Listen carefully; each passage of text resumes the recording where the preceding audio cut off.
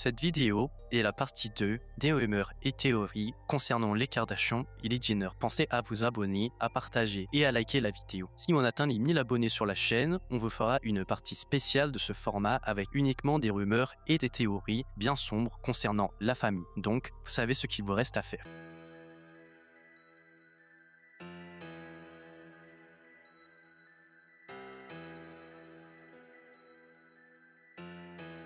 Commençons avec les histoires d'escorting. Ça fait des années et des années que ça circule sur internet et ces rumeurs visent en particulier Kim. On a vu beaucoup de personnes être persuadées qu'avant la célébrité ou pendant les premières années de sa célébrité, elle aurait eu des liens avec le milieu de l'escorting. Et c'est une rumeur qui n'a pas cessé de grandir au fil du temps. Tout d'abord, qu'est-ce que c'est l'escorting? Dans ce contexte, l'escorting, c'est quand des célébrités sont recrutées, payées pour coucher avec des hommes riches ou influents. Elles sont repérées sur les réseaux sociaux, dans les boîtes de nuit ou même lors de défilés de mode. Et cette rumeur ne concernerait pas uniquement Kim. D'après ce qu'on a pu trouver, beaucoup de gens pensent que Kylie, Khloé et Kendall feraient également de l'escorting de temps en temps pour gagner de l'argent. Quels sont les arguments? Beaucoup estiment que le fait que les Kardashians et les Jenner soient hyper sexualisés sur les réseaux sociaux et qu'il y ait un véritable culte du corps autour d'elles suffirait à prouver qu'elles sont une vitrine pour les hommes riches. Que ce soit Kim, Kylie, Kendall ou Khloé, la chirurgie à outrance et cette façon qu'elles ont eu au cours des années de se mettre en scène a mis la puce à l'oreille à pas mal de personnes. Des poses suggestives, un corps parfait ou encore une mise en valeur de leur forme, d'après certains, elles poseraient comme sur un catalogue et les hommes fortunés n'auraient qu'à choisir celle qu'ils veulent. De ce qu'on a compris, étant donné que beaucoup de leurs entreprises flopent et qu'elles ont de moins en moins d'influence au fil du temps, ils estiment qu'elles n'ont plus vraiment la capacité de payer leur train de vie et c'est là que l'escorting entre en scène. Donc, pour que vous compreniez bien, elles auraient eu besoin de faire de l'escorting au tout début de leur célébrité pour enflouer les caisses et payer leur train de vie vis-à-vis de leur émission. Et ensuite, elles auraient repris l'escorting il y a quelques années parce qu'elles commençaient à perdre de l'influence et à avoir de plus en plus de flops.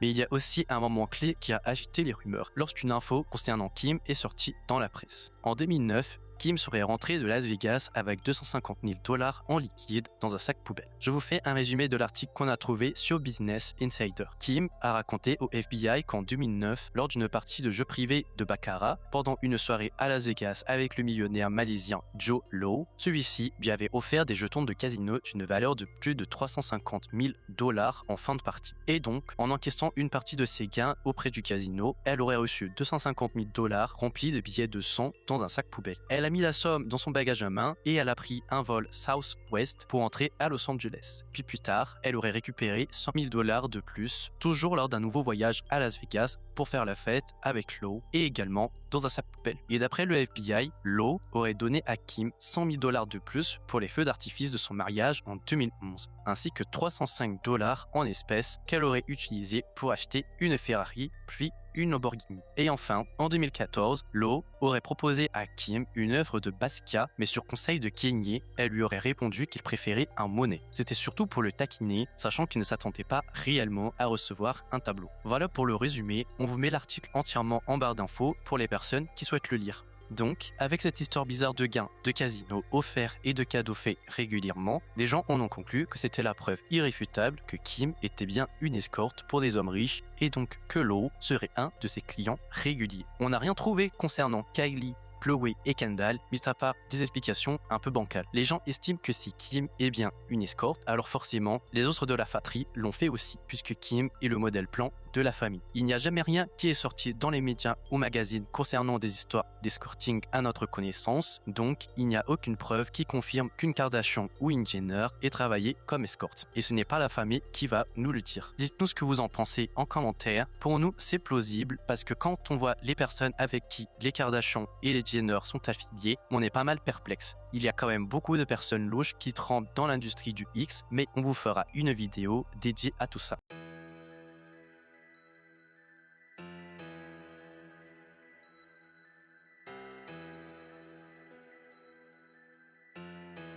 Là, on n'est plus dans la théorie du complot, mais dans le très probable et même le vérifiable. Parce que les accords de non-divulgation qu'on va appeler AND, c'est complètement normal dans le milieu des célébrités. Mais certaines personnes pensent que les AND signés vis-à-vis de la famille sont pour quasiment toutes leurs interactions. Parce que les Kardashian et les Jenner sont à un niveau où chaque personne qui entre et sort de leur vie, que ce soit les employés, les prestataires, les consultants ou encore les partenaires de vie, peut techniquement se retrouver avec des informations sensibles les concernant. Donc c'est quasiment sûr qu'elles utilisent des contrats de confidentialité et c'est même logique.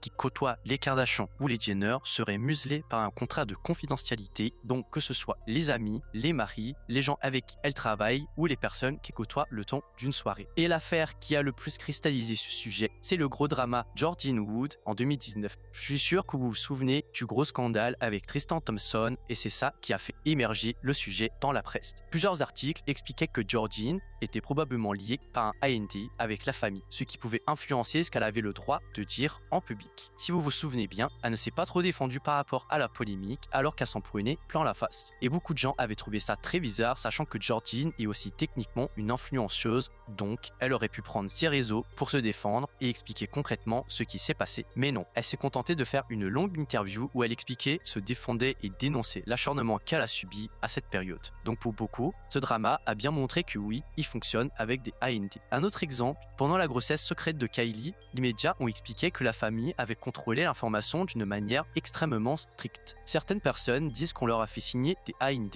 mais d'autres affirment qu'ils n'en ont jamais eu. En même temps, on peut se dire que s'il n'y a pas d'AND de signer, pourquoi les gens se priveraient de vendre l'information à des médias ou des journalistes? Parce qu'il ne faut pas oublier que les États-Unis, c'est le monde du capitalisme. Tout se monnaie, donc c'est un peu étrange que rien ne soit sorti à cette époque. On sait aussi que Khloé a déjà raconté publiquement qu'un thérapeute avait fait fuiter des infos personnelles, ce qui évidemment pousse encore plus la famille à verrouiller la confidentialité en ce qui les concerne. C'est pas homogène, mais les AND autour d'événements sensibles, c'est dans l'ordre du plausible et même assez courant. Mais il est possible qu'elles aient vraiment recours à des AND beaucoup plus strictes pour protéger absolument tout ce qu'elles font. Est-ce qu'elles font même signer les amis, les maris, etc. C'est possible parce qu'il se passe sûrement énormément de choses dans cette famille et ils ne veulent pas risquer de tout perdre parce qu'une seule personne aura décidé de parler ou de tout divulguer.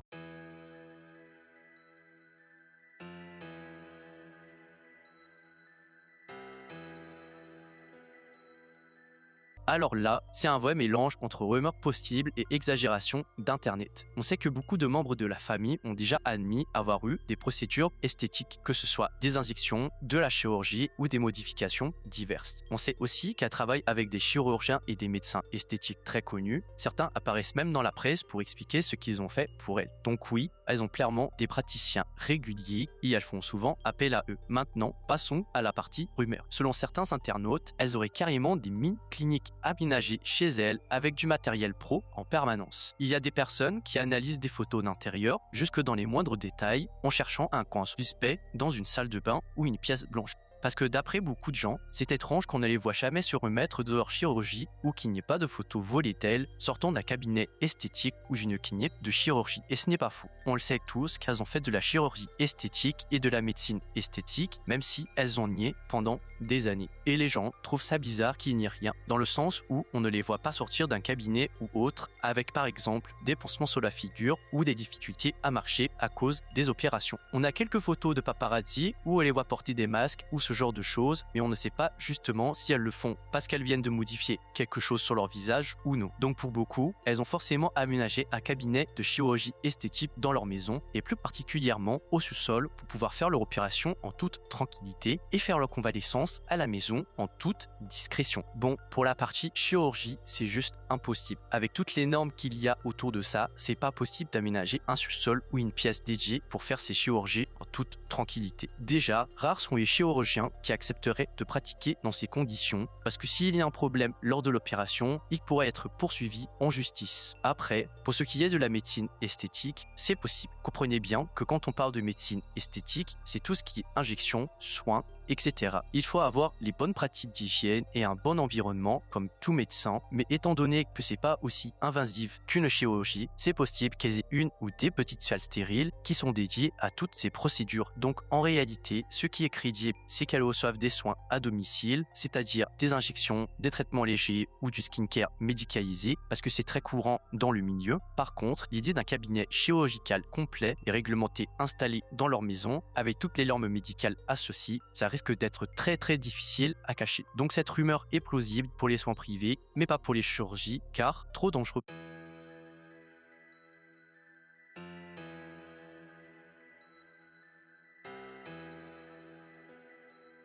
Maintenant, parlons de la Kardashian Curse, cette fameuse malédiction dont les gens affolent et qui s'est répandue sur les réseaux sociaux. Le principe, c'est que tous les hommes qui sortent avec les Kardashian ou des Jenner finiraient mal, se retrouveraient dans des dramas énormes ou bien perdraient tout aura autour d'eux. Les gens adorent cette théorie parce que ça leur permet de faire des listes de mecs, de rechercher des indices et d'en tirer des théories. On sort les nombreux problèmes de Kanye, les problèmes d'addiction de Lamar, les scandales répétés de Tristan Thompson, le drama Astroworld concernant Travis Scott, le mariage express entre Kim et Chris Humphries, le glow down de Timothée Chalamet, bref, la liste est assez longue. Les magazines et les réseaux sociaux enchaînent ces histoires. Les TikTokers en font des vidéos et certaines personnes finissent par y croire. Et c'est vrai que c'est quand même assez bizarre. Mais cette théorie oublie de prendre en compte énormément de choses. Je vais vous faire un petit récapitulatif pour que vous voyez de quoi on parle et ensuite je vais vous dire ce qu'on en pense. Alors, qui serait touché par la Kardashian Curse? Kanye West, Tristan Thompson, Timothée Chalamet, Chris Humphries, Travis Scott, Scott Disick, Caitlyn Jenner, Rob, leur frère, Freddie, et c'est à peu près tout pour le moment. Attention, cette liste est ce qui revient souvent vis-à-vis de ces personnes. Kanye West, il a complètement perdu la boule, il est toujours obsédé par Kim, même des années après. Il a eu de nombreux dérapages attaquant certaines communautés, il a rencontré des difficultés personnelles et médiatiques, il a eu de nombreuses controverses publiques et des problèmes professionnels. Tristan Thompson, tromperie répétée, les scandales ont nuit à sa carrière sportive et médiatique. Scott Disick, des supposés problèmes de drogue, supposé trafic de drogue, il est détesté par la plupart des gens, il a de gros problèmes de comportement violent et il a eu un énorme problème avec l'alcool. Chris Humphries, complètement devenu inconnu au bataillon, il a pris une retraite sportive anticipée. Caitlyn Jenner, accident mortel, détesté par beaucoup de monde, mise à l'écart par la famille. Timothée Chalamet, glow down physique, ses films flop, il a perdu son aura d'artiste, ses fans le critiquent de plus en plus, il commencerait à être mal vu dans le cinéma et il perdrait des amis de longue date, comme par exemple Zendaya. Reichi, rappeur raté, endetté, il cherche de la fame à tout prix en faisant des révélations, parle encore de Kim à ce jour et est très critiqué. Rob, dépression, prise de poids, mal-être et isolement social. Travis Scott, le drama Astroworld et son image publique est apparemment ternie à cause des Kardashian et des Jenner. Voilà, on vous a fait une liste de tout ce qui est considéré comme la Kardashian Curse. Mais les gens oublient beaucoup que toutes ces personnes sont des stars qui ont énormément d'argent. Ils ont accès à énormément de choses, ils font énormément de sorties et donc forcément, ils peuvent tomber dans des choses pas très catholiques et en subir des conséquences. Ensuite, ce n'est pas parce que ces personnes-là se sont mises avec une Kardashian ou une Jenner que ça signifie qu'ils n'étaient pas déjà problématiques. Et il y en a beaucoup qui parlent de Lamar Odom, par exemple, disant que depuis qu'il n'est plus avec Chloé, il a tout perdu, mais nous, on n'est pas d'accord. Il a tout perdu à cause de son addiction. En quoi Chloé est-elle responsable de son addiction? Ce sont des célébrités. On le sait que dans ces milieux, la coco et la drogue, en général, circulent énormément. Bien qu'à Los Angeles, c'est très connu que la drogue est partout. Pour Timothée Chalamet, c'est pareil. Il y a beaucoup de ses fans qui disent qu'il a changé depuis qu'il est avec Kylie et qu'elle lui a jeté un sort. Mais si Timothée se permet de sortir autant avec Kylie, c'est peut-être qu'il a beaucoup plus d'occasions de sortir dans certains endroits et qu'il a toujours aimé faire la fête. Et pour ce qui est de son apparence, on a plutôt l'impression qu'il essaye de changer son image pour avoir accès à plus de rôles. Et puis Kanye, les gens oublient très souvent qu'il est malade. Même si ça n'excuse pas ses comportements, brûler ce qu'il a fait à la Kardashian Curse, c'est un peu malhonnête. Surtout que d'après certains, concernant la malédiction, plus l'homme reste en contact avec la famille et plus la malédiction est violente. Et pour étayer leurs propos, ils prennent souvent l'exemple de Kanye alors que ça n'a rien à voir. Tout ça pour dire que la Kardashian Curse, c'est un peu un truc qui est construit après coup. Les célébrités sont sous les projecteurs, donc leurs problèmes sortent plus facilement que ceux de Monsieur Tout-le-Monde. Et les Kardashian et les Jenner, comme elles sont ultra médiatisées, deviennent d'excellents boucs émissaires pour expliquer les galères des gens qui les entourent, mais bien sûr, ce n'est que notre avis.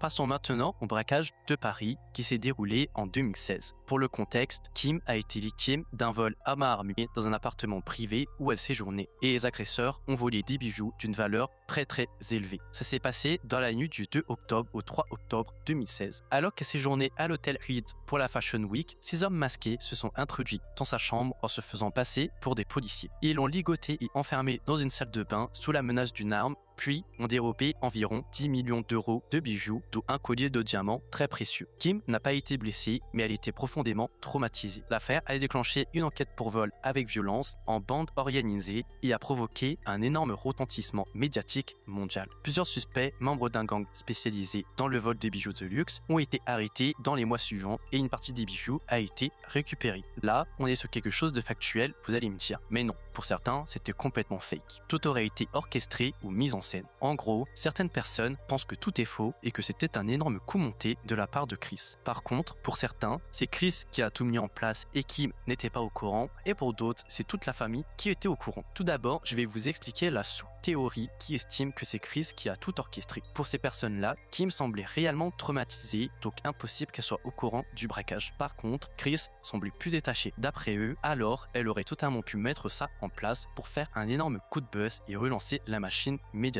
de la famille. Donc Chris aurait payé les supposés voleurs pour qu'ils fassent peur à Kim sans lui faire de mal et qu'ils volent les bijoux afin que ce soit relayé partout et accessoirement réaliser une petite fraude à l'assurance pour gagner des sous. Maintenant, la deuxième sous-théorie qui dit que c'est Kim et sa famille qui ont orchestré tout ça. Pour beaucoup, c'était une façon pour Kim de faire le buzz, réaliser une fraude à l'assurance et récupérer un max d'argent. Quels sont les arguments de ces personnes-là? En gros, d'après eux, et étant donné que Kenny avait beaucoup de têtes à cette période, c'est étrange que ce cambriolage tombe à pic pour les aider financièrement. En 2016, Kenny avait une dette de plus de 52 millions de dollars. Officiellement, c'est les 80 millions de dollars que Kim a gagné avec son jeu Kim Kardashian Hollywood qui aurait épongé la dette de Kenny. Mais d'après la rumeur, ce serait le braquage de Paris qui a réglé la note. Ensuite, pour beaucoup, la réaction de Kim était complètement fake dans l'émission lorsqu'elle évoquait ce vol. Elle ne semblait pas sincère et avait l'air de cacher quelque chose. On a vu également des personnes qui se demandaient comment elle avait pu se détacher toute seule une fois les voleurs partis. Pour répondre à ça, elle ne s'est pas détachée seule. C'est son garde du corps et ses sœurs qui l'ont fait lorsqu'ils l'ont trouvée au sol. Et donc, ces personnes rétorquent que c'est étrange que ce soit pile au moment où elle se retrouve seule que les voleurs agissent. Beaucoup ont aussi critiqué le comportement que Kim a eu après l'événement. Au début, elle semblait réellement traumatisée. Elle ne sortait plus avec des bijoux, mais au fur et à mesure du temps, elle a commencé à sortir avec des bijoux extravagants et visibles. Alors beaucoup l'ont critiquée, estimant qu'elle jouait la comédie et qu'elle n'était pas traumatisée. Et le truc qui a vraiment fait grincer des dents ces personnes-là, c'est le fait que un peu plus tard, Kim s'est acheté une bague en diamant valant des millions de dollars, et ce, avec l'argent de l'assurance suite au vol. Il n'en fallait pas plus pour que pas mal de personnes soient de nouveau persuadées que cette histoire de cambriolage était complètement fausse, en plus d'être une énorme fraude à l'assurance. Mais bon voilà, il y a eu une enquête de police, ce qui a permis d'arrêter les voleurs et on a su que c'était un gang de soixantenaires qui avait déjà fait ce genre de choses plus d'une fois. Et on a aussi des infos disponibles publiquement qui proviennent de l'enquête officielle menée par la police française, qui a traité l'affaire comme un véritable braquage avec des suspects identifiés, des procédures judiciaires et des déclarations sous serment. Mais il y a quand même des personnes qui croient dur comme fer que c'était un faux braquage fait uniquement pour le buzz. Et il y a également certaines personnes qui sont vraiment rentrées dans le détail concernant ce braquage et les incohérences qu'elles ont relevées dans le récit. Certains points sont troublants. Dites-nous si vous souhaitez que l'on fasse une vidéo dédiée au braquage de Paris avec le déroulement des faits dans le détail et les faits détaillés qui expliquent que c'était un faux braquage. D'ailleurs, récemment, Kim a expliqué que Kenny aussi l'avait accusé d'avoir simulé ce braquage pour leur télé-réalité à l'époque. Il est possible que c'était une fraude à l'assurance ou un braquage fait pour le buzz. Néanmoins, Kim semblait réellement touché par cette attaque, donc personnellement, on tend à croire que ce braquage était réel.